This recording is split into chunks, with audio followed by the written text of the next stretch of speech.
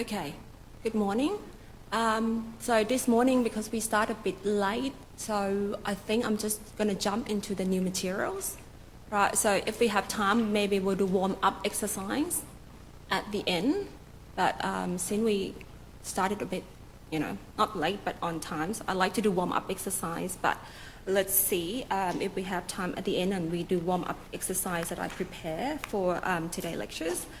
Anyway, it's one thing that I am not sure that it was clear from last week when we do the introductions of vectors, is that when I talk about this, when I have this, right, which is x, y, z, oops, sorry, that's z there.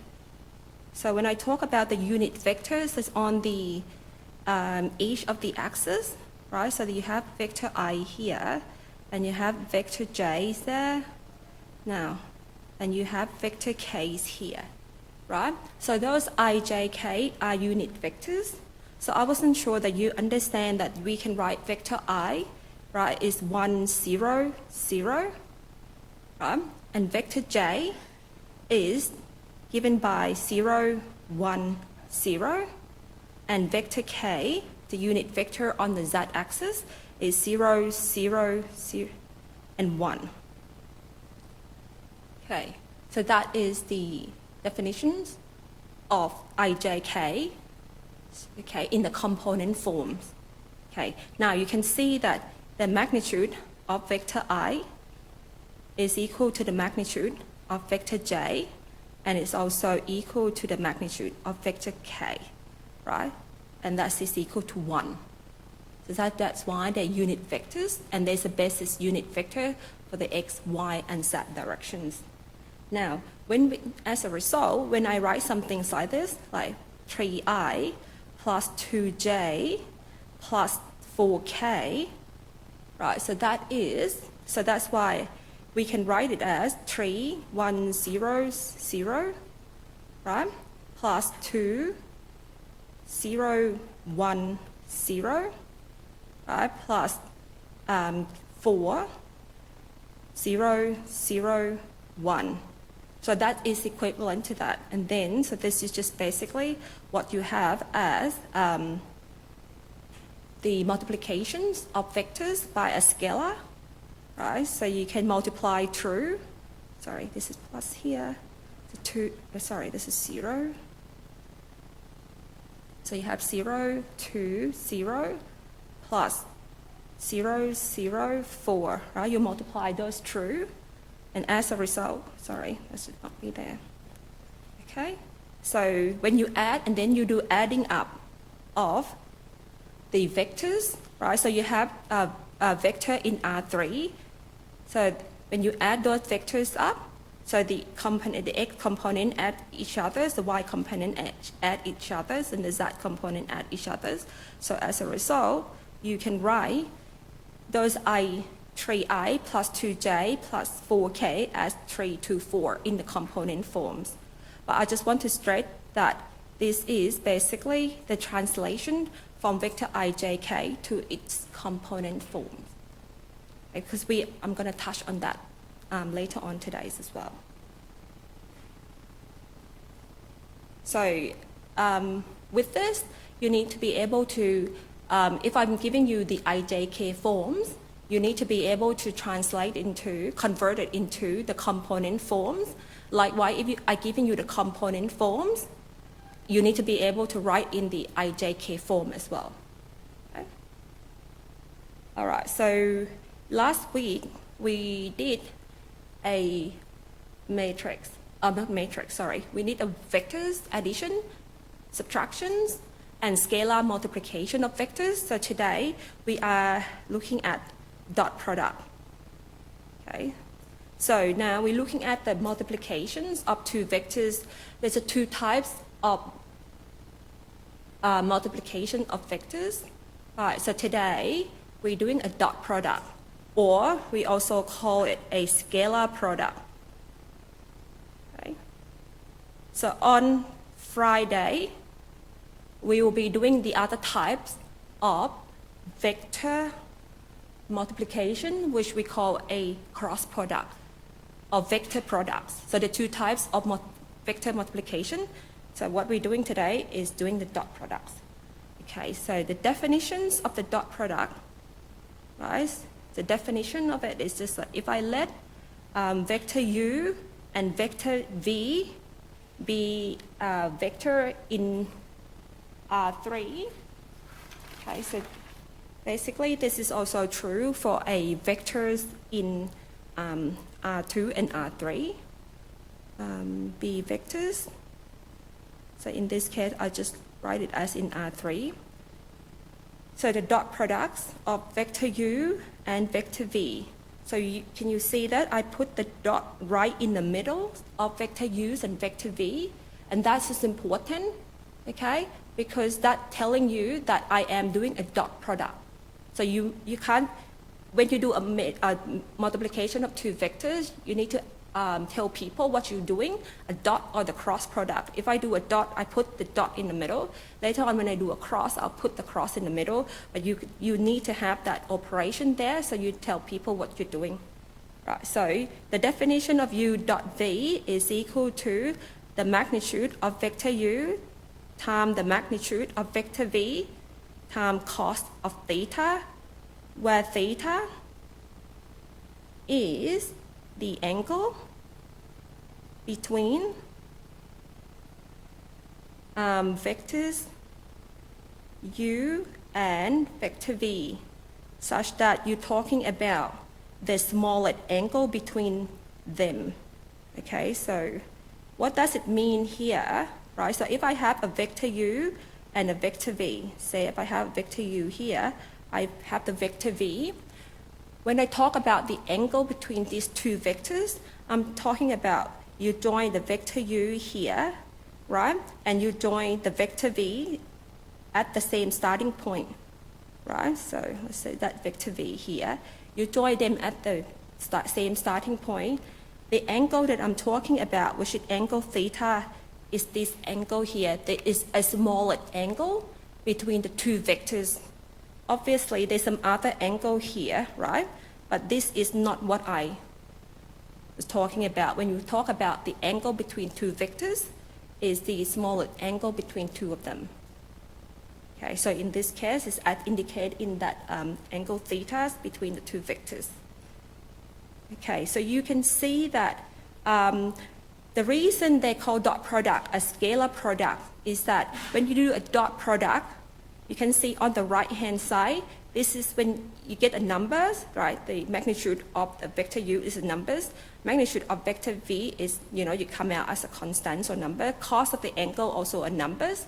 As a result, on the right-hand side, okay, of this formula here, you get a scalar, right? The end results of dot product, you get a scalar, and that's why they call it a scalar product, right? Because they're telling you that this dot product, the result of it, you get a scalar.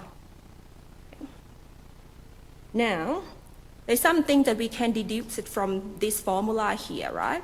Because you can see that if I have vector u perpendicular to vector v, right? So that means that the angle between two vectors is pi on 2, right? Or, if you like, a 90 degree.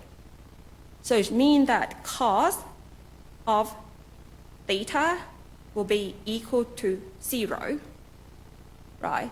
So one thing that we can deduce from here is that if vector u is perpendicular to vector v, you will get that the dot product is equal to 0. It's one thing that we can deduce from this formula, right? So if this angle between two vectors is 90 degrees or they're perpendicular to each other, then the dot product is 0. So this is actually true in both ways. If your dot product is 0, which means that the angles between them, okay, is 0. So I'm talking about vector u and vector v are non-zero here, right? So vector u and vector v are non-zero here. So if the dot product is equal to 0, then that two vectors are perpendicular to each other. So this arrow here, it means go both ways, right? So u perpendicular to v, hence u dot v equal to 0, or u dot v equal to 0, you get the two vectors that are perpendicular to each other. And this is quite handy, right? So this is a property that's quite handy. So if I ask you to check whether two vectors are perpendicular to each other or not, right? All you have to do is doing a dot product. But I will tell you in a minute on how you find a dot product if I'm giving you the component forms, right? Because at the moment, you need to be able, according to this formula here, right? According to this formula here, you need to know an angle, theta, between u and v to be able to find the dot product, right? So you only need this formula here if you know the angle between the two vectors. Now, what about if you just get given the component forms? So there's a definition for a component form, right? So if I let vector u is equal to u1, u2, so let vector u is the u1, u2, and u3, and vector v is given by v1, v2, and v3. Right, so now I can say that the definition for the dot product in the component forms, right, is given by vector u1, u2, u3, dot product with v1, v2, and v3. So what we do in this case is that you are going to multiply the corresponding element, right? So u1 is multiplying with v1. So you have u1, v1, right? And then plus corresponding elements in y directions, which is plus u2, v2, and then you have the corresponding element in the z direction, so u plus u3, v3. So that's how you do a dot product if you are given the component forms. Right, so you are multiplying the corresponding component and then add them up. So again, on this right hand side, you see that you will just get a scalar. Right, so that's why we call dot product a scalar product. Now let's just look at an example. Right. So if I let vector u is equal to 1, 2, 3, I let vector v be 4, 5, minus 1. Okay, so I can do vector u dot vector v, which is now, if you're given an example like this, you are given a component forms of the vectors, right? And you don't know the angle between them. So what you do is you're using this formula here, right? So all you do is you multiply 1, 2, you do a dot product of these two vectors, 4, 5, right, minus 1. So this is you multiply the corresponding element. So the first one is 4, 1 times 4 is 4, right, plus 2. So maybe I'll do this just in case you, okay, 1 times 4 plus 2 times 5 plus 3 times minus 1. Right, so you multiply the corresponding element. Like this one go with this one here, and that one go with that one there, that one going with that one. You multiply the corresponding element, and then you add them up, and that you get the. Now what you need to here is simplify the 4 plus 10 minus 3. Okay, so that is 11. So the dot product that you get is a scalar, right? As a constant, is the numbers in here is 11. So the dot product can give you 0. It can be a positive numbers. It can be a negative numbers. Depend on the component that you get given. Any questions about this? All right. Now let's look at the definitions both ways again, right? Before I say that I'm using this definition here, right? So I'm calling this equation 1. And I also giving you the other definitions, okay, of the dot products of two vectors, which is given by u1 v1 plus u2 v2 plus u3 v3, right? And this is the dot product. So you can see that the left-hand side are the same, right? So there's just a definition of the two ways to do a dot product. So as a result, I can equate the left-hand side. So I can equate these two equations, right? So as a result, from 1 and equation 2, I can say that u1 v1 plus u2 v2 plus u3 v3 is actually equal to magnitude of vector u, magnitude of vector v, cos theta, right? And I know what magnitude of vector u and vector v is, right? So therefore, I can use this formula to find an angle between the two vectors. So I can say that if I write it out explicitly, it's going to be u1 v1, u2 v2 plus u3 v3 divided by the magnitude of vector u. We know that's u1 square plus u2 square plus u3 square. And we know the magnitude of vector v, right? This is the v1 square plus v2 square plus v3 square. Or we can just leave it as u dot v, okay? So from these two equations here, when I equate them, I can determine that the formula for an angle between two vectors, right? So here, so if I'm given a vector component forms, I can use this formula here. I write it again. Cos theta is equal to u dot v, magnitude of vector u, times the magnitude of vector v, right? So I can use this formula here, which should actually come from 1, but now you know what u dot v is like in the component forms, right? So you can use this formula here to find out angle between the two vectors. Right, and this formula here, you're going to be using it again and again. For example, if I ask you to find angle between two vectors, later on I might ask you to find an angle between two lines, the angle between two planes. So it will come from this formula here. If you don't want to remember, that's fine. But when you do it again and again and again, it's just going to go absorbing in with you. Okay, just let's have a look in example then, right? Look at examples. If I have example, as if I have vector u is given by 1, 2, minus 1, and vector v is given by 0, 1, 1. Okay, so I can say that vector, so find angle between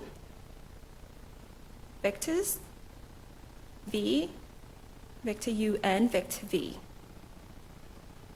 Right. So you get a question like this, where you get you're given a component forms of two vectors. Then they ask you to find angle between two vectors. So in here, we know that this is we can use this formula here that I wrote it there, right? Cos theta. You know, when you start it, just keep writing the formula and it will go into your head. So when you know that the angles between the two vectors is given by this formula, right? So as a result, what you need is the dot product between two vectors and also the magnitude of the two vectors. So we are finding, the first thing we need to find is the dot product between two vectors, right? So this is if you're quick, you can just multiply and add it up in your head. If you are concerned, just write it out and then do one step at a time, right? So this one we will have 0, right? You multiply the corresponding component and then you add them up. So the first component is 1 times 0 is 0. The second component is 2 times 1, which is 2, sorry.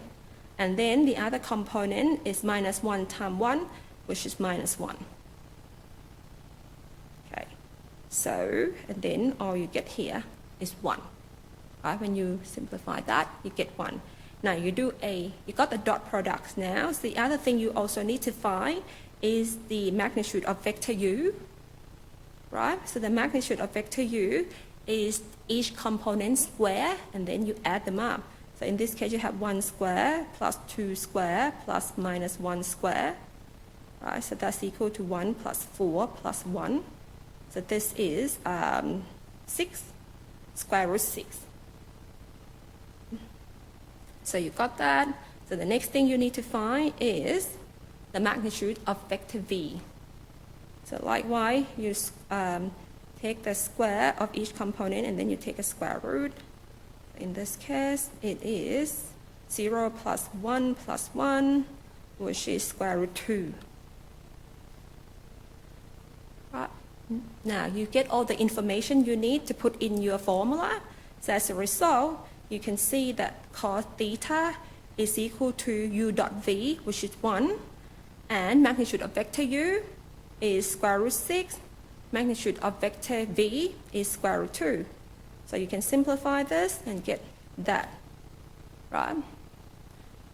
So as a result, the cos theta is that. So we can say that theta is an arc cos, or the inverse cos, of 1 over square root 13. And I would end it there.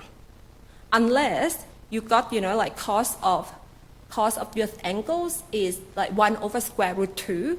If it's a basic angle, you can look at your tables, right? And you can say, oh, that's pi on 3, that is pi on 4, that is pi on 6. But if it's some weird numbers like that, I'm happy for you to stop right there. Okay, you don't need to go further. I'm happy with that. Don't need to put in a calculator, especially, if you do a written test, written question in the final exam, for example. I'm happy, more than happy you end it there. Don't need to go further. I don't need to know exact what the radians of this angle. I only want to know that you can, use the formula. That's all, right? Now, you okay with that?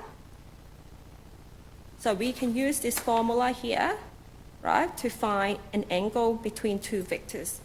So that's the basic idea of the dot product and the formula of the dot product to determine angles between two vectors. Now, just scroll up to, so what is the dot product of these two vectors? So in this question here, they don't give you a vector u and what vector v look like, but they only give you the magnitude of vector u and magnitude of vector v and the angle between two vectors.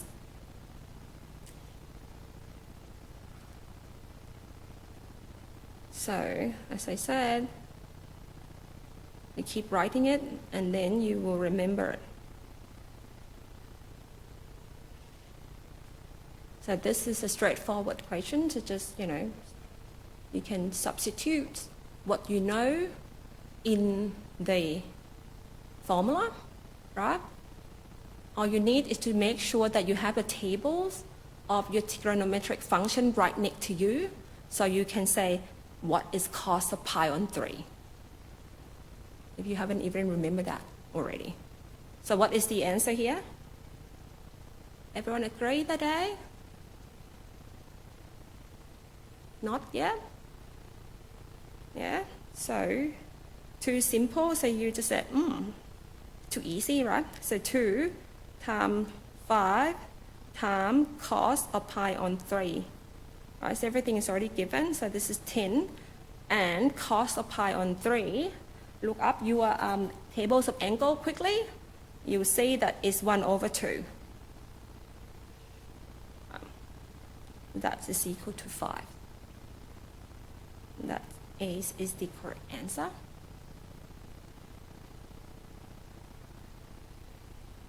All right, the next one.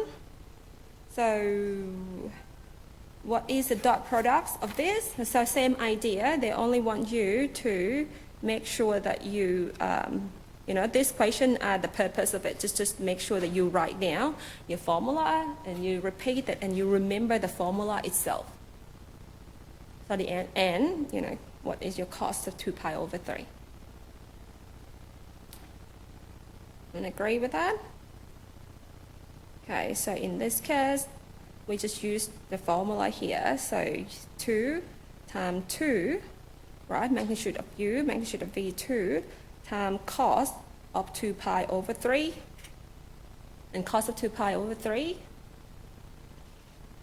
minus 1 over 2, because we already know that if you look up once, cos of pi on 3 is 1 over 2. Cos of 2 pi over 3 is in the second quadrant, so cos is negative. So times 2 plus... Okay. So we got this as the answer C. Any question?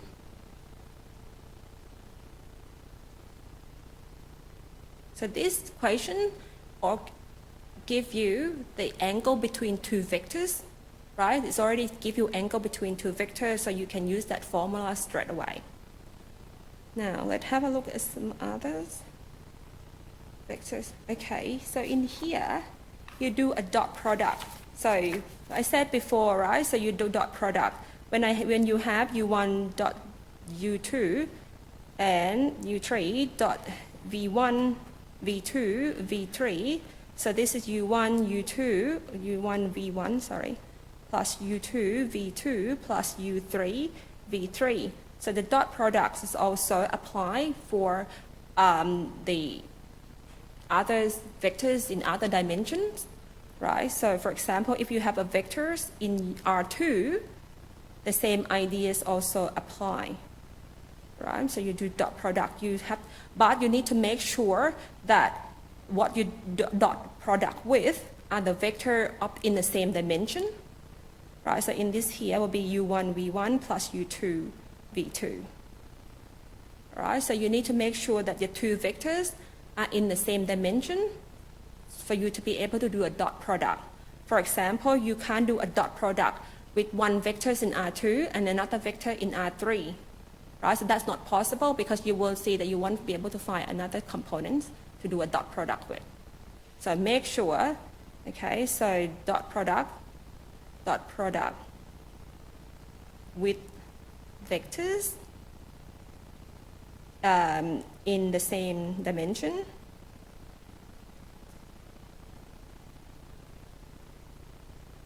Okay, so this one you can do this because it is one is vector in R2, the other one is vector in R2, so you can do a dot product. So this one here, they give you the u's and v, right? The vector u and vector v in a component form. So you can do a dot product, and it's equal to, everyone agrees it b? Okay, so in this one, when you do dot product, right, you multiply the corresponding component, and then you add them up. So this is 2 times 2, so minus 1 plus 4 is equal to 3. So one thing is that you can spot this straight away because this is a multiple choice.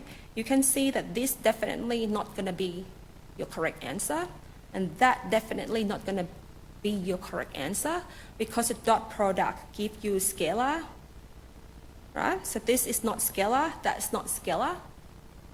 So you narrow down your choice of your solution. So in this case, B is the correct answer. What about this one here?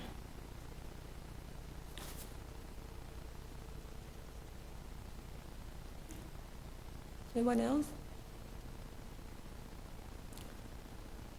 You can, if you don't like to multiply things in your head, write it out, and then so 2 times 2. Sometimes you can jump these steps here, but I'll write it out anyway. Okay, just to be careful. So you got 1 times minus 1 plus 2 times 2 plus 3 times 4. So you got minus 1 plus 4 plus 12, right? So you got a what? 15. Great. Cool. Again, you can get rid of that 2 choices because they're vectors. the dot products always give you a scalar, so A's and D are not going to be your answer. All right. Now, any questions about this? Nope. Good, great. Move on. In here, I'm giving you a vector U and vector V in the IJK form. I'll ask you to find a dot product between vector U and vector V.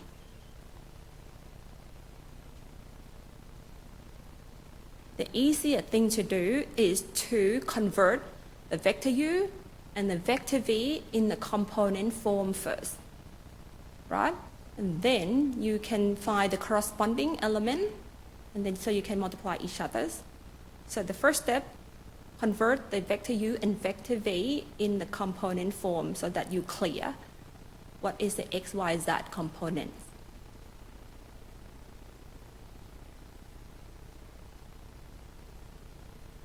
So what is vector U in component form? 5 minus 2, 1. What is vector V? Thank you. 1, 0, and 2, right? So this is an IJK, right? So this is an IJK. The IJK are unit vectors in the three-dimensional in 3Ds. So when you talk about IJK, it's implied that this is a vector in R3. So what's missing in here is 0J. Right? That's why you introduce zeros in the components there. So now when you do a dot product, it's just what we did before. Okay, so in this case, it'll be 5 times 1 is 5, plus 2 minus 2 times 0 is 0, plus 1 times 2 is 2. So you've got 7. That's your answer. Right.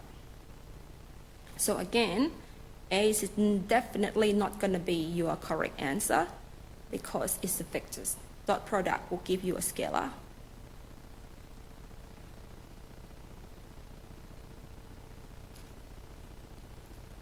So any questions?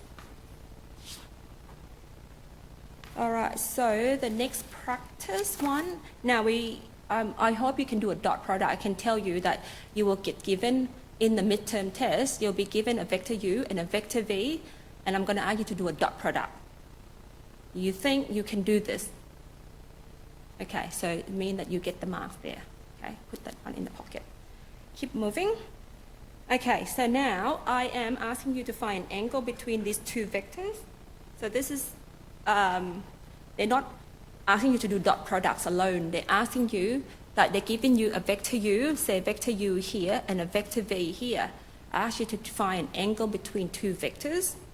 Right, so you can use the definition, right, and then rearrange it that it will be U dot V divided by the magnitude of vector U and magnitude of vector V. You tell me what the answer.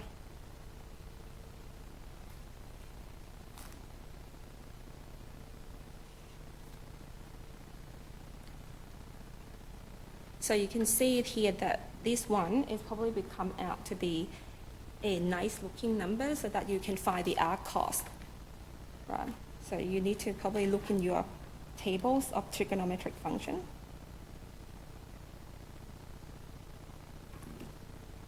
Sorry, what did you get?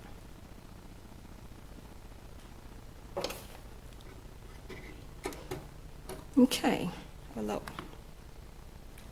So what do you get for the dot product? So you got 4, right, minus 3 plus 12. Right, so that is that one there. And then this is 1 plus 9 plus 16. And this is also 16 plus 1 plus 9. So that is 16. So that is what? 16 minus 3. Am I correct here? 4 minus 3, 12. Okay. So what you get here? Okay, so 13, thank you. And this one here, you will get 26 multiply 26, the root of 26, so that's 13 over 26. Yep. And then you get this is 1 on 2. So as a result, theta is cos inverse of 1 over 2. Now it's time for you to looking at in your tables of trigonometric functions, and you find that cos of pi on 3 is equal to 1 over 2. Right? And then you can select it here. So this is equal to pi over 3.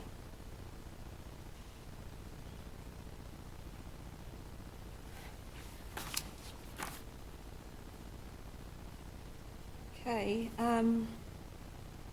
now just anyone have any question about this one? Nope.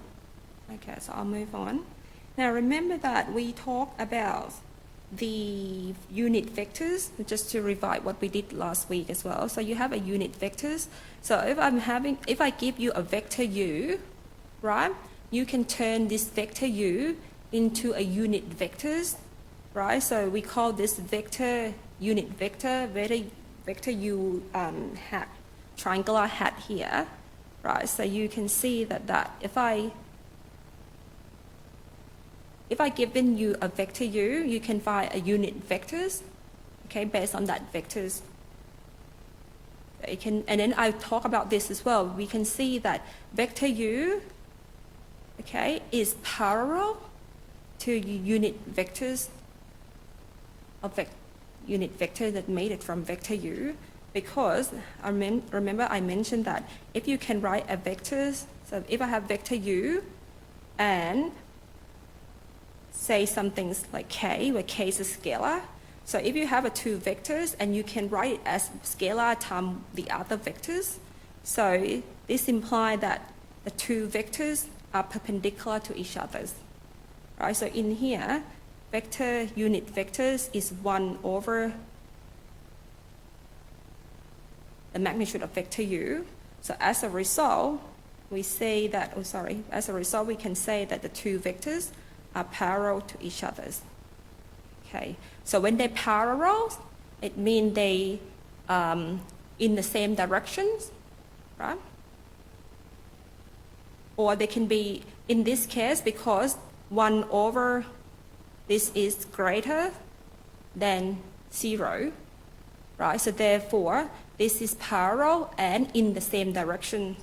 So using unit vectors are parallel and in the same direction. Okay. Because the scalar that we have is greater than 0. Now, if the scalar that we multiply is less than 0, so negative numbers, they are parallel, but they're in a different direction. We did talk about that last week. Now, here, we need the unit vectors in later on, so that's why they have a recap in this bit here. All right, so what is the unit vectors that in the directions of these vectors?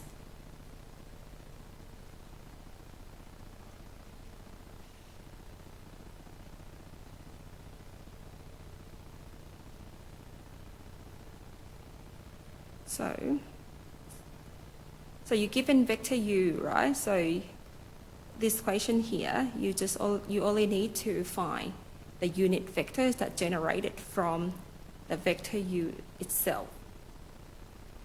Okay.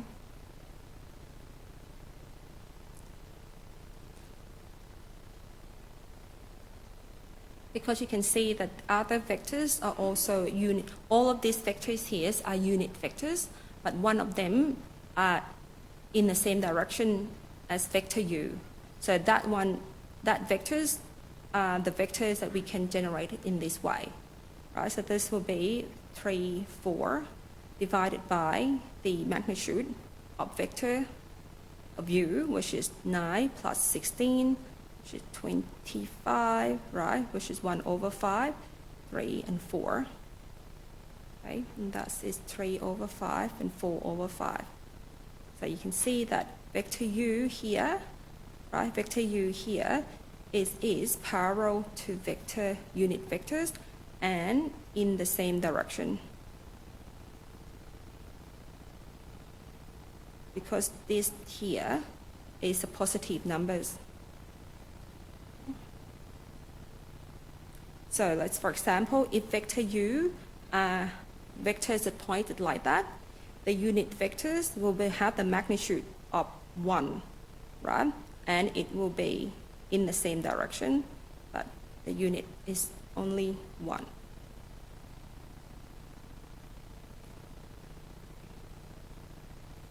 Okay. Any question about that? No. So I am going to move on to finding direction angles now. So you can do dot product, right? Now I'm going to need that the formula for the dot product to help us find the angle between the direction angles and the angle between two vectors in general. Now I'm talking about, in, what time is it? We'll do this one first and we have a break. Direction angle. Okay. So I did mention this in the lectures last week when we talked about direction angles. And I talk about when you have in R2, right? If you have R2, I say that if I have this vector u here, right? If I have the vector u here, two things that you need to identify the vector u is the magnitude of vector u. Right? So in here, the length of vector u is the magnitude of vector u. Now we know that, and the other information to determine where is vector u lying on this space is this angle here, which is angle theta, right? So in 2D, we only need one angle, which is this angle theta, and we can say, for example, its vector u is u1 and u2, right? So if vector u is given by u1 and u2, then you can find that, using your trigonometric property, that angle theta is tan inverse of u2 over u1. Right, you can find that. Now, the other way that we can find these angles is by using the formula that we just talk about from the cos theta is equal to u dot v divided by the magnitude of vector u and vector v, right? So you can see that if I just say, okay, so this is an x and y axis, right? And remember that on the x axis, there is this vector I here, right? So that's a unit basis unit vector, vector I, and vector j here, right? So in here, I is given by 1, 0, and j is given by 0, 1. Right, so that's the basis unit vectors in x and y axis.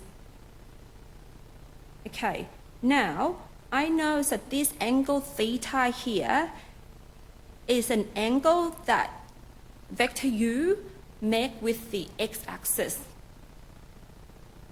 right? So that was our definition. So this angle theta is also an angle that vector u make with a vector I. Do you agree with that? So angle theta is an angle that you make with x-axis, right? So this is actually equivalent because x-axis, on that axis, vector I is on it. So therefore, angle theta is also an angle that vector u makes with the vector I.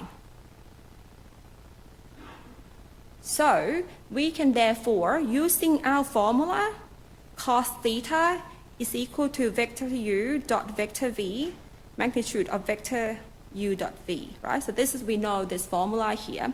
But in this case, vector v that we're talking about is vector I, which is 1, 0. Because I'm finding the angle between vector u and vector I, and that gives us theta. As a result, I can see that cos theta is vector u dot vector I, right? The magnitude of vector u and the magnitude of vector I. Okay, so now we say that u is u1, u2, right? Dot product with 1 and 0.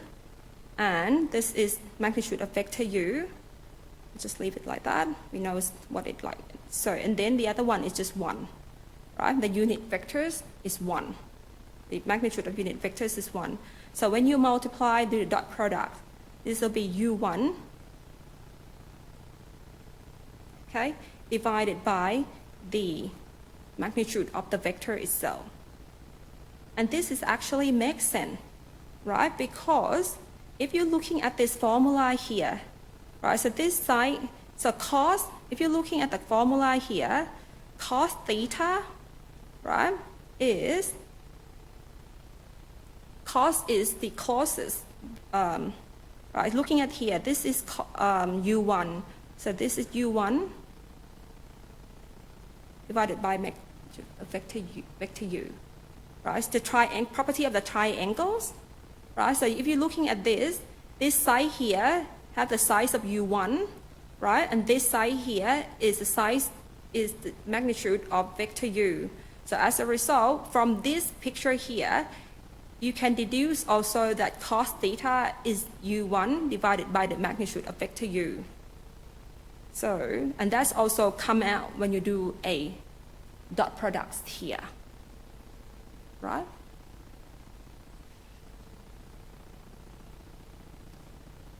Okay, so you can use either formula here, right? This formula here, or this formula here to tell you the angles between the two vectors. That's okay, right? Whatever is convenient for you. But you can see that now in R2 we only need one angle, which is angle theta. So now I'm just going to move on to in R3. And in R3, which I mentioned it to you, it's the same idea, right, that we need. So if this is a vector, so x, y, z here. So if I have this vector, say vector u, now vector u here is having 3 components, right, u1, u2, and u3.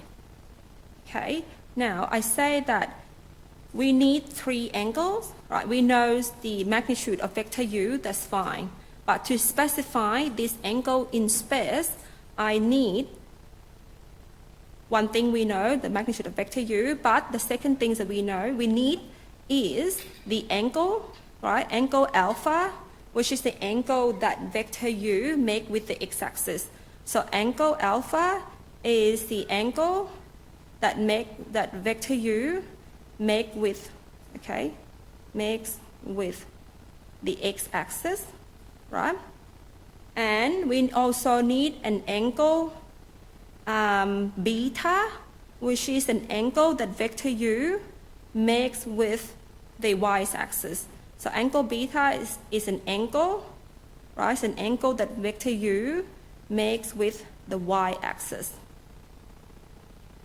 And then we also need another angle, which is angle gamma, that I call them. So this angle gamma here, that is the angle that the vector u makes with the z-axis, right? So these are the directional angles for vectors in R3. So you need these 3 angles to be able to tell you where these vectors in the space. And also the magnitude of vector u, which is easy enough to find. Now, how do we find this angle, alpha, beta, and gamma? This is the formula that you need, right? That's the only formula that you need. But we just need to find that what vector u, the vector that vector u make with. But remember that what color should I use? Okay, orange. Remember that on the x-axis, we have a vector I. On the y-axis, we have a vector j. On the z-axis, we have a vector k. Right? So therefore, when we talk about angle alpha, it's an angle that vector u make with the x-axis. We can say that this alpha is also an angle that vector u make with the vector I as well, right? Because vector I is on the x-axis.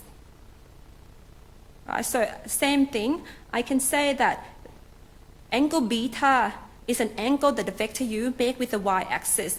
But because the vector I are lying on the y-axis, so we can say that actually angle beta is also an angle that vector u make with the vector j. Same idea, angle gamma is an angle that vector u make with the z-axis. But on the z-axis, we have vector k.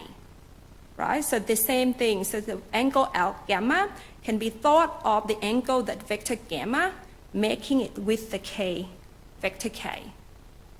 So as a result, we can use this formula here to determine angle alpha, beta, and gamma.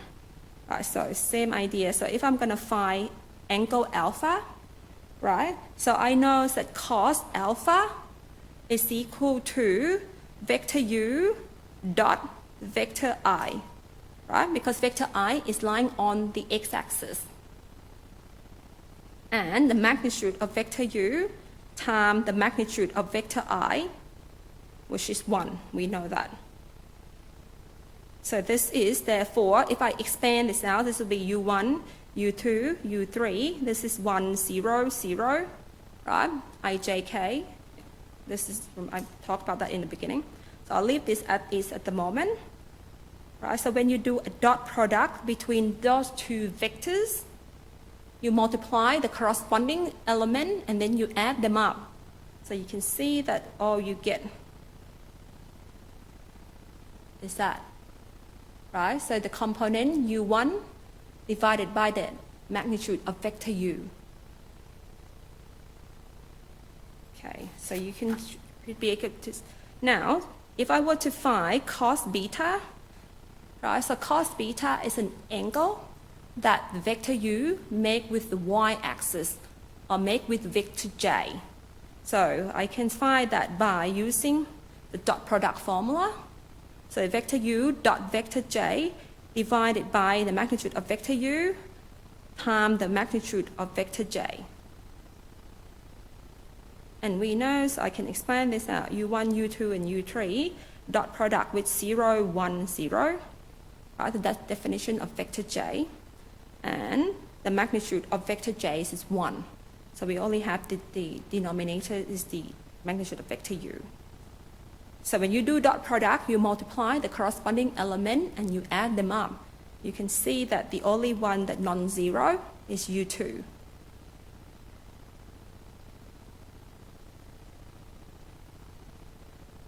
So, same idea, right? So if I were to find cos of the angle gamma, right? So you do a dot product of vector k, because vector k are the vectors that lie on the z-axis, right? So therefore, okay. So you have u1, u2, u3. Dot product with 0, 0, 1, okay, and divided by the magnitude of vector u and times 1, which is the magnitude of vector u here. When you do a dot product, again, you multiply the corresponding element and then you add them up. So the terms that are left with non-zeros is u3, okay, and the magnitude of vector u. And if I write this as cos alpha, cos beta, cos gamma, I put this in the vector forms, right? This is actually u1, magnitude of vector u, u2, magnitude of vector u, right? And this is u3, magnitude of vector u. And what is this vector here?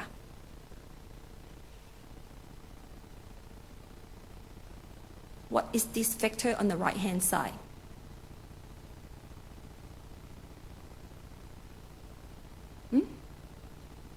talked about it just not long ago, right? So it is actually the unit vectors, right, that is generated from vector u itself. So we call this directional cosine, okay? So we write it like this, right? So this is cos alpha, cos beta, cos gamma. We call it directional cosine.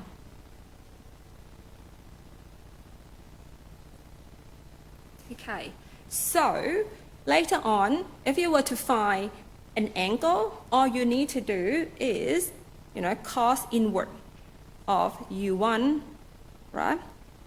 And then angle beta will be cos inverse of u2, and the magnitude of vectors u, cos, and angle gamma is the cos inverse of u3, magnitude of vector u, right? And this we call the directional angle or direction angle.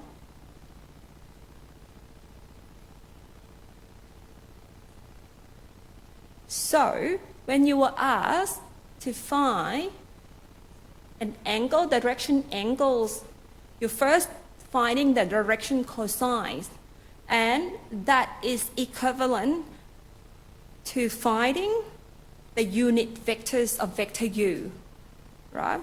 Because if you can find the unit vectors of vector u, and then each component is in fact the cosine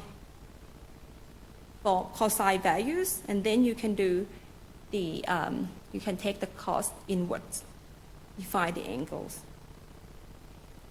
Okay, so that's one way of thinking about unit vectors. So each component is actually our directional cosines. Okay, all right. So we have one example, and then we have a break. Okay, so I promise you. So here, if I have a vector v, right? The vector v's.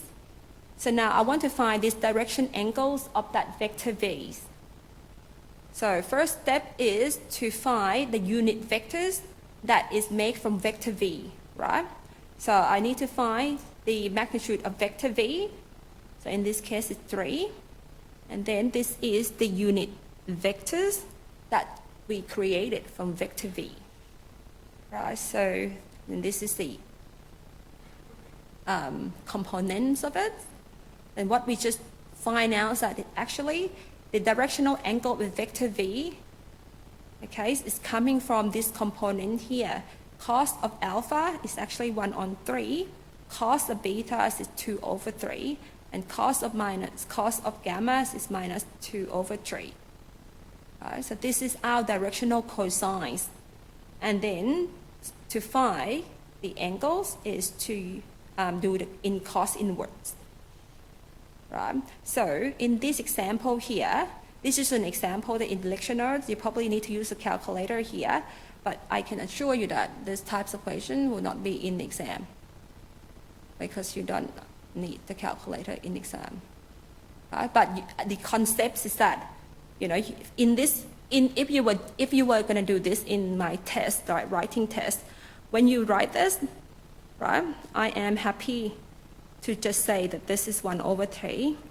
Beta is cos inverse of 2/3. Gamma is cos inverse of minus 2/3. And you can finish with that, right? But in here, they find you an angle, and then you can turn an angles into the radians. So in here, the answer is B, right? But if you do the test with me, I'm happy if you just write that. So is okay? Everyone okay with that? Yeah. All right, so the steps is that to find the direction angles of vectors, you create a unit vectors based on that vectors, and then you can read out the cos of alpha, cos of beta, as from cos of gamma from the components. And then you can take the inverse of that value to find an angles. All right, let's take a 5-minute break.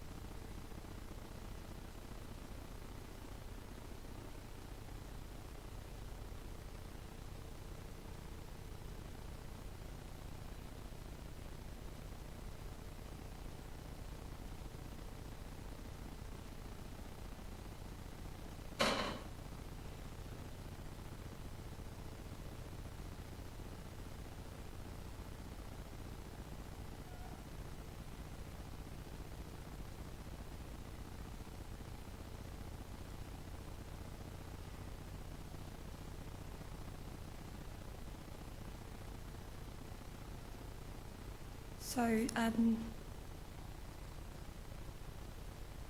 this is the properties of the dot product, right? So, and this is all truths for the vectors in Rn.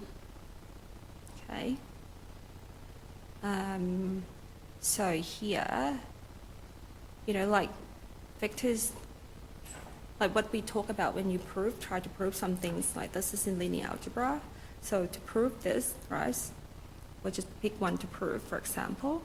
Like you would just let vector v, so you can do a vector in Rn, but I'll just do a vectors in R2, R3, for example. Right, so you can say v1, v2s, and v3, right, and you can let the vector u be u1, u2, and u3, for example. And if you were to prove them, for example, you were to prove that. So you can say left-hand side is equal to vector v dot vector v, so which is equal to v1 square plus v2 square plus v3 square, right? And then there is actually the magnitude of vector v1 square, v2 square plus v3 square square. Right, so therefore, this is actually the magnitude of vector v square.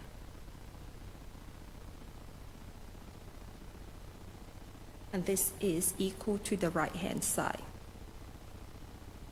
So you can show that the left-hand side is equal to the right-hand side. And that's a lot of what we're doing in linear algebra, like vectors and matrices, complex numbers, right? You can prove things by setting the left-hand side and then modify the term to equal to the right-hand side. And then basically we can prove the properties here. So likewise, right, so you can multiply a dot product of vector u and vector v, and you can set the left-hand side, and then you can manipulate the terms, and it's equal to the right-hand side. But it's quite clear here anyway, because when you do a dot product of the two vectors, right, you just multiply the corresponding element and then add them up, so that you can, so the dot product, you can swap the order of operation. You can do v dot w, and that's equal to w dot v. Right, so that, because when you do multiply them and add them up, the resultants are the same. So you can swap that. But be careful, because when we do a cross product on Friday, this cannot be true, right? But dot product, this is true. And then you can expand it out, right? So you can expand the dot product out inside the parentheses. Then if C is your scalar, so C is a constant, right? So you can multiply C in V first, or you can multiply C later after you do a dot product, or you can multiply C with W and then do a dot product, and that's all the same. Now the last one that I want to mention is that this is a zero vectors, right? So your dot product is an operation between two vectors. So this is a zero vector dot product with a vector v, right? So that the resultant is a scalar, so this is a scalar zero. Right? So that is when you have a bold zero, that the vectors, when it's not bold, that's scalar, and we expect the dot product will give you a scalar, so in this case, 0. Okay. Now, and so you can use this for, so what is u dot v is 10, what is 5 times u dot v dot v. Just using this property here,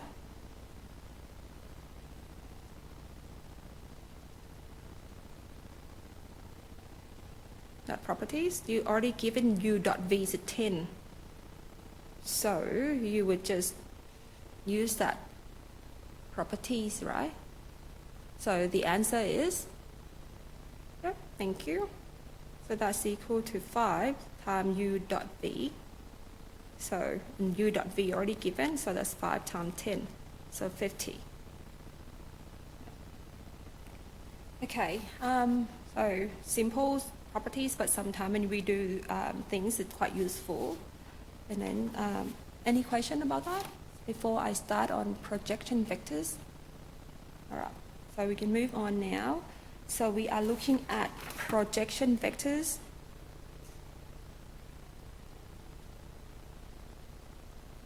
Okay. Now, just going to draw some vectors here, right? So when we have let's just call this vector W here, and I am calling this, maybe I'll just use the same color. We'll just call this vector V. Okay? So I have two vectors here. One is vector W, one is vector V. Okay. Now, if I shine the torch, say that if I have a torch here, if I shine the torch this way here, right? So if I shine a torch there, my torch. So you can see that there is a projection of vector V onto vector W, right? So imagine you shine a torch on that. Okay, it's my torch here. Sorry, people. It's a torch. Okay, you shine a light there, and you project that vector V. So you can see that there's a component of vector V that being projected on vector W. Okay, so it's just in that pink vectors. And we call that vector in pink is a projection vectors. Right, so I'm going to call a projection vectors a project V into W. So that projection vectors say that it projects vector V onto W. So that's why I have W as my subscript. Okay, so this is projection of vector V onto W. Right, so V is on top, project on W. So that's why W is a subscript. Okay. Right, so the subscript means that you're projecting the V on top onto W. Okay, so this is the vectors, right? And I say that this is a vectors in the same directions of vector W itself. Because I projected on vector W, so this projection vectors is in the same direction as vector W. Okay, so now I can say that in that case, I can tell that the magnitude of these projection vectors, right? So if I say that there's an angle between these two vectors, I give angle theta is an angle between these two vectors, right? And we know that this is magnitude of vector V, right? So I can see that cos theta will be equal to, okay, maybe I'll do that. Cos theta is equal to this, right? Magnitude of vector V, oops, divided, there's something doesn't like it. I'll just write it here. Cos theta is equal to the magnitude of vector V, right, divided by the magnitude of the projection vectors. Okay, so that's the property of the trigonometric function. All right, so you can see that cos is that side, you know, the opposite side divided by the closed side. So I can rearrange this that therefore the projection vectors, the magnitude of projection vectors, right? So if I correct here, oh, no one talked to me. I did something wrong here. So it is this over the length.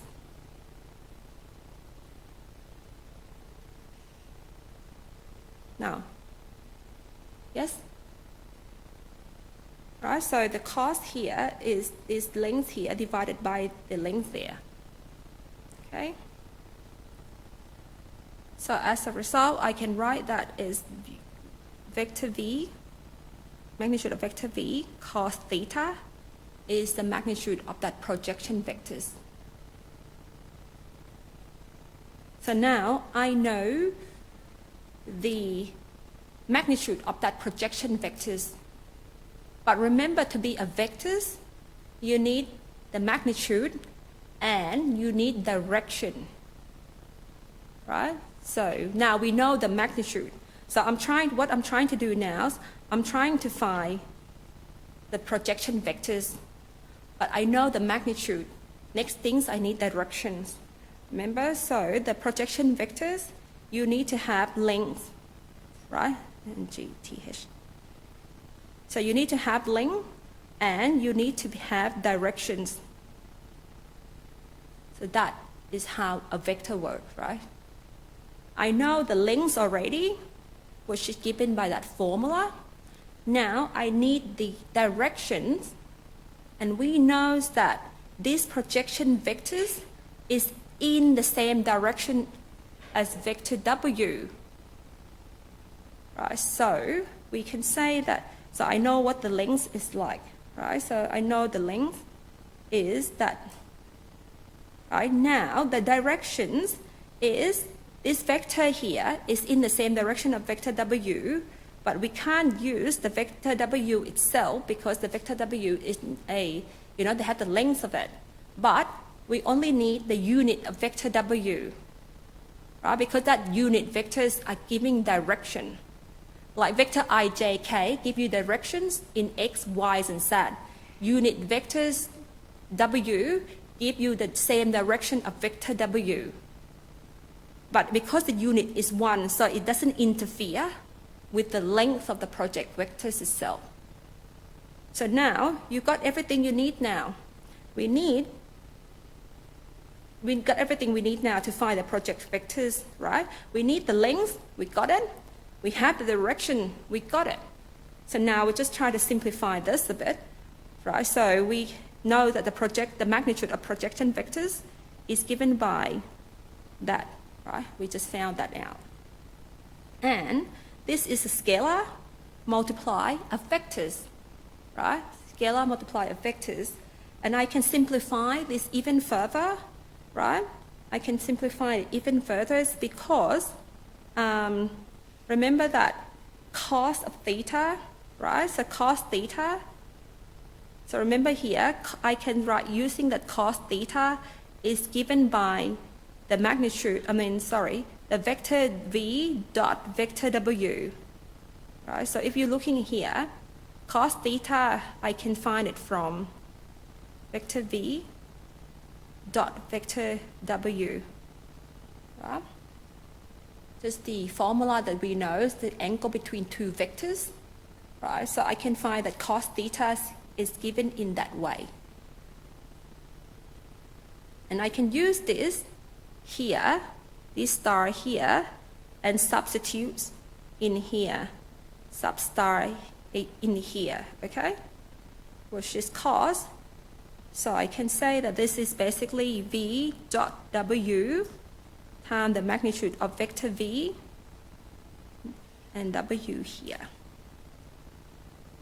Okay, and we know that unit vectors of w can be written as vector w itself divided by the magnitude of vector w. Okay, so the three components here, right? So this I carry over. So this one come from cos theta. This one just come from the unit vectors. Then I can simplify this further because I can see that this one here, I say vector v is a non-zero vectors, right? This can cancel with that, right? So I can write this as vector v dot vector w and magnitude of vector w square vector w.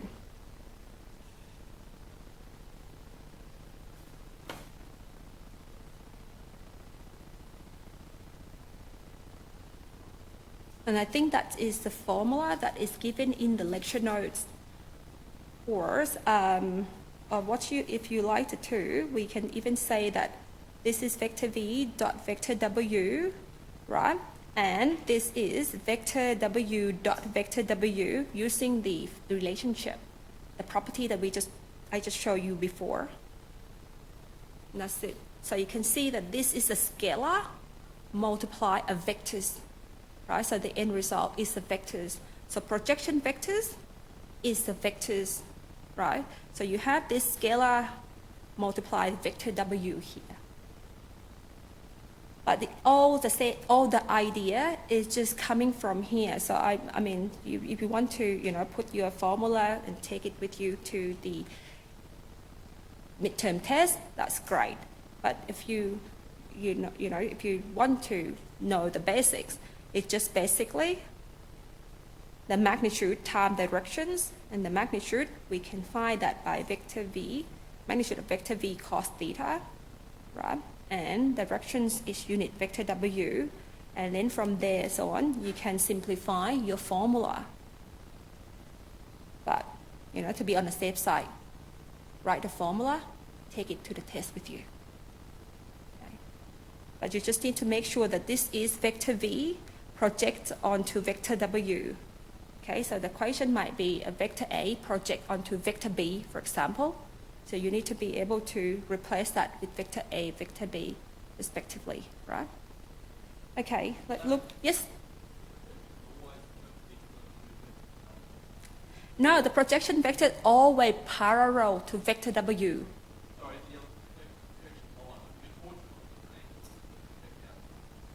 Yes, so you could, it is a projection that, so I probably draw this badly here. So if you have the torch, yeah, you're also in different spot, but I would just say that you always have the same projection vectors, like you push it onto that vectors, right? So it's unique vectors. So maybe torch not going to be a good example here because you can torch in different direction. Let's think of it, if I push that vector onto vector W, then that's probably better because your projection vectors is unique, right? Because you push it onto that vector W, and there's a component of vector V that being pushed, projected onto vector W.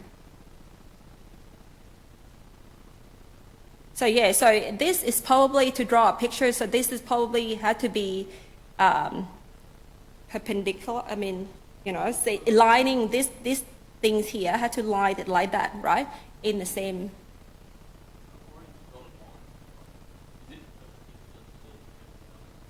Oh, this one here, yes, this one here is perpendicular to vector W. Yes, yeah, that dotted line is perpendicular to vector W. Yep. And we come back to that, we have a name for that later on as well. We have a name of these vectors here. Okay, and we have a name of this projection vector too. But yes, that's perpendicular. Okay, just have a look at this example quickly about projection vectors, and we talk about that perpendicular vectors in a minute. Right, let's have a look at example here. Let vector v. So again, you can do this for vectors in R2 or in vector in R3. Right, so just have a look at an example here for vector in R2. Okay, but the same idea can be said for vector in R3. But just a demonstration here, we'll just look at vector in R2. Okay, so here I have two vector vector V and vector W, right, given as such. Now the question is to find the projection vectors of vector V onto vector W, right? So if that's the case there, all we need to do is that we have found the formula, right? We have found the formula here. We have derived the formula.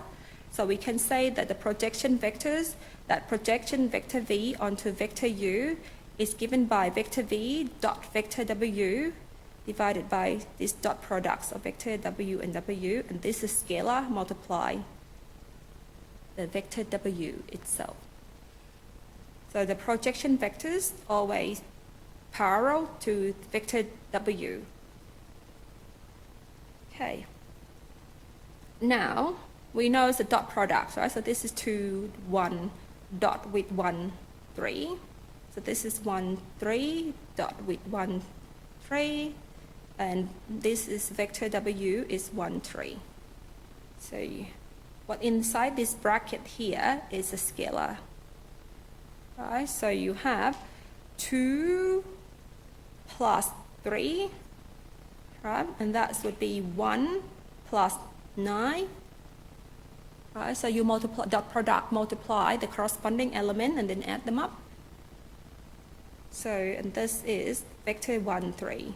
So as a result, you got 5 over 10, 1, 3, which is 1 over 2, 1, 3. So you got 1 over 2, 3 over 2. So that is the projection vectors that we project vector V onto W. So if I would just, for example, sketching this quickly, right? So this is vector W, and we have the vector V here, right? So this is a projection vectors. Right? So this is our projection vectors of vector V onto W. So in this case, it's actually equal to 1 on 2, half the size of vector W. So I draw the picture too long. Okay, because 1, 3 is vector W here, right? So this is what I got here, which is 1 over 2, 1, 3. From there, so you can see that projection vectors is parallel to vector W, because it's in the same direction as vector W, right? So in this example here, it's half the length of vector W, but it's in the same directions as vector W, parallel and in the same directions. Okay, so in this case, what we got is in the same directions. Okay. Now, here's some example. Okay, sorry. All right, now you do it yourself here. This is the vectors in R2. I can write the formula out for you. So this is projection of V onto W is V dot W, W dot W in the same direction as vector W.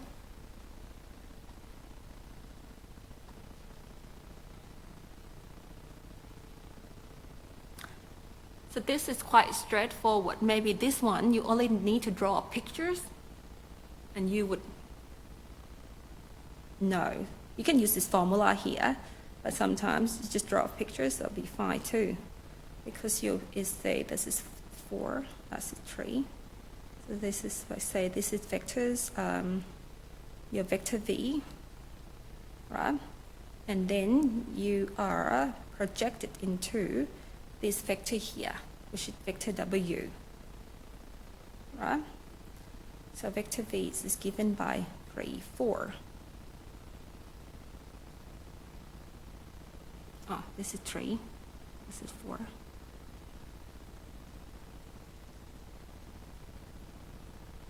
So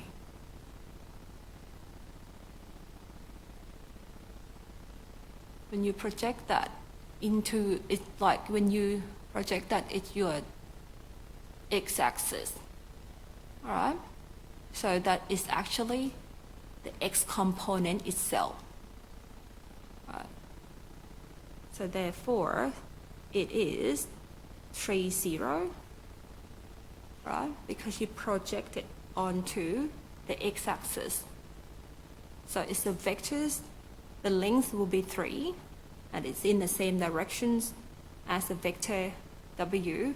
So actually, this vector here is vector I anyway. But the formula will also give you, all right? So this will be vector V dot vector W is equal to 3, and this is 1, right? And you dot product W dot W, you got 1, and then multiply vector W itself. So it's 3, 1, 0, which is 3, 0. So when you project the vectors onto the x-axis and the y-axis, so that's easy because you can read it out from the pictures.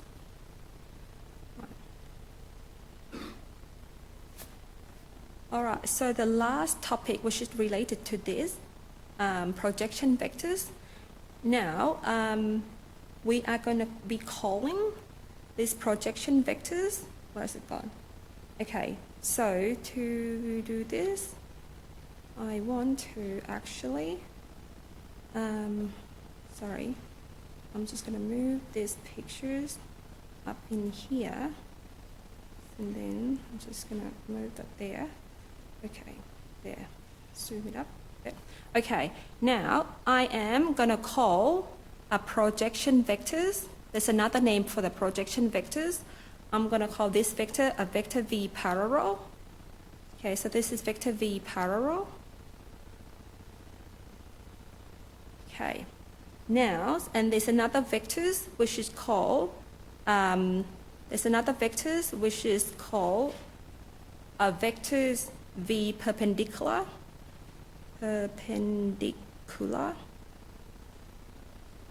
Okay, so the projection vectors is vector v parallel, and there's another vectors, vector the v with the perpendicular signs, and we say that vector v parallel plus vector v perpendicular is equal to vector v.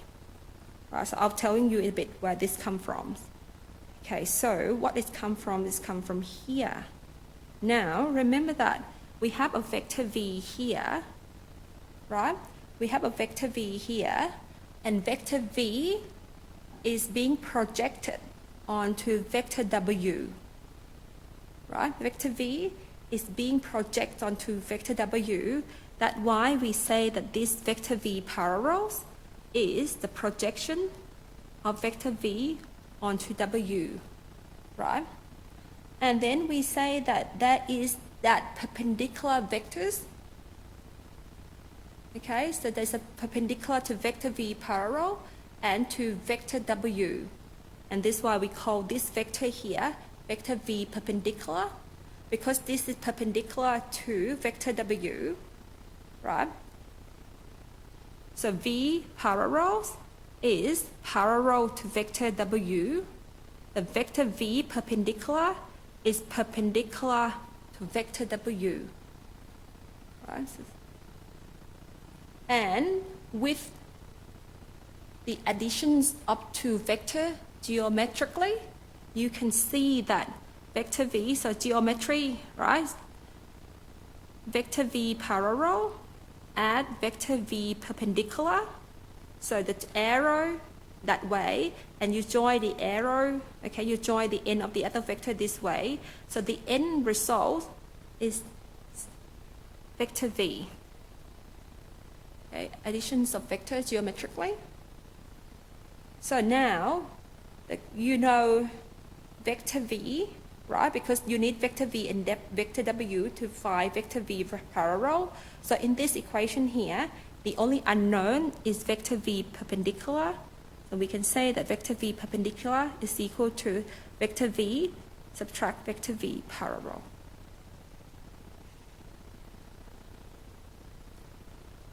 Okay, so for example, if remember that I'm just going to use, for example, the same equation that we have before. Let's just think of this as vector v is given by vector 2, 1, right? So this is the same picture here. If vector v is given by vector 2, 1, and vector w here is given by vector 1, 3, right? And we say that the projection vector, we just found this, right, in the previous example, right? The projection vectors of vector v onto w is our vector v parallel, right? And this, as we found just a minute ago, where it's gone now, this one here, right? We just found that vector v, in this case, vector v parallels is equal to the projection vectors of vector v onto vector w, and equal to 1/2 divided by 3/2.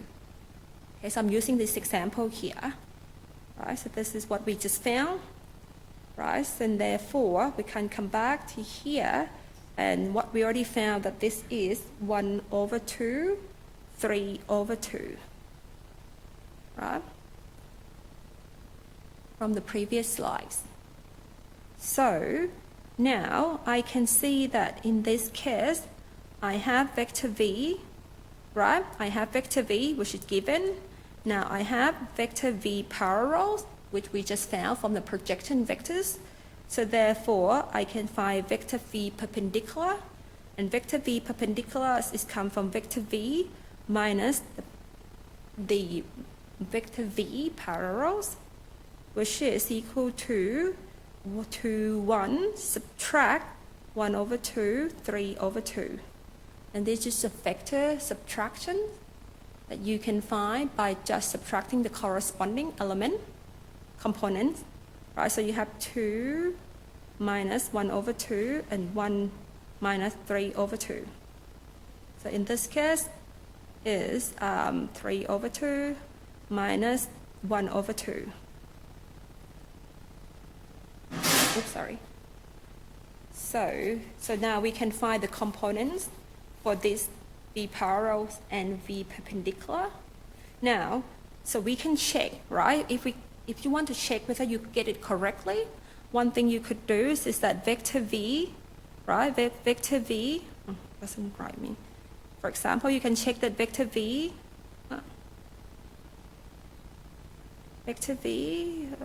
All right. We can check that vector v is perpendicular to vector w, right? We know that from the pictures here. So one thing that you can check if you get it correctly is you can do a dot product.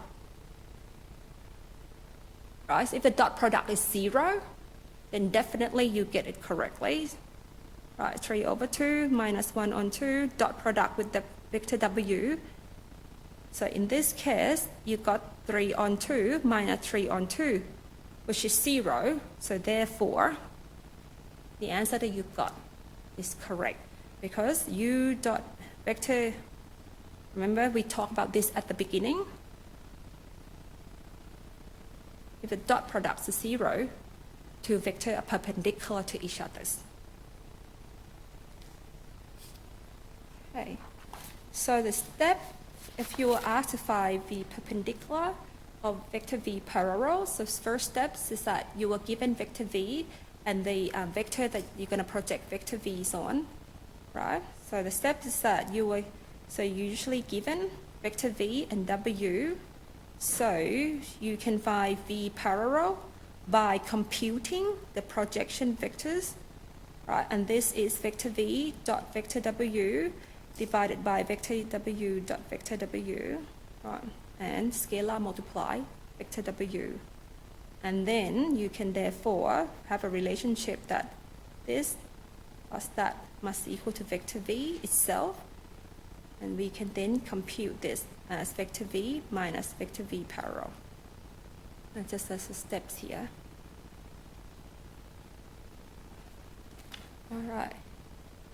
Now, so finally, you can do these questions, and we're done.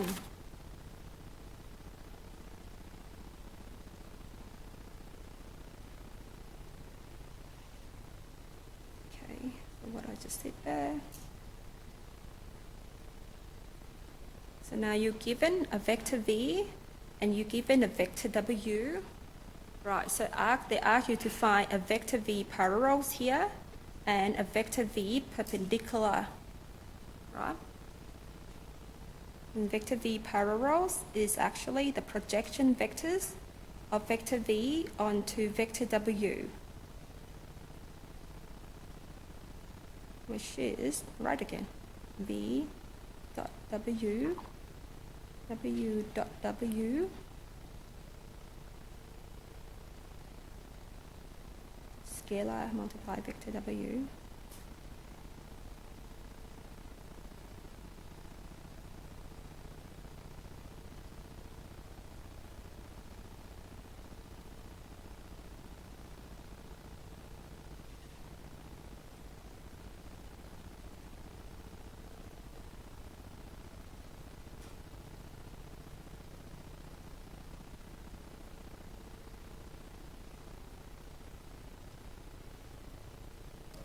So the answer is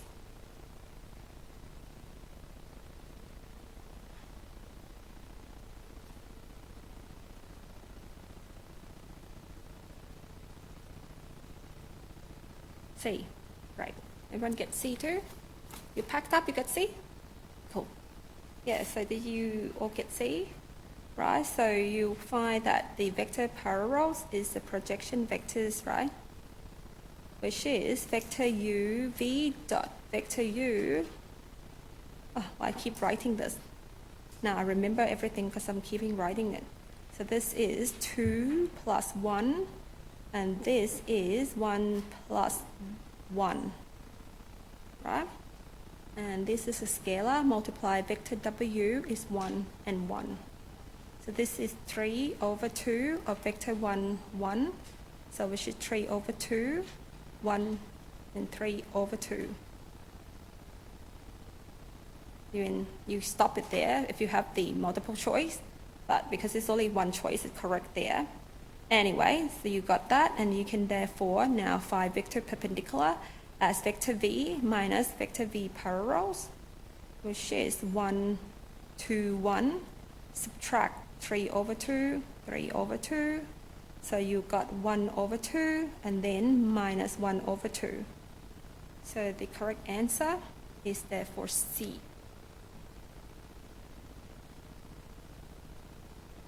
Okay. All right, any questions? Okay, as I said, so we have Friday is the vector tree, and up to that vector trees that will be in midterm test.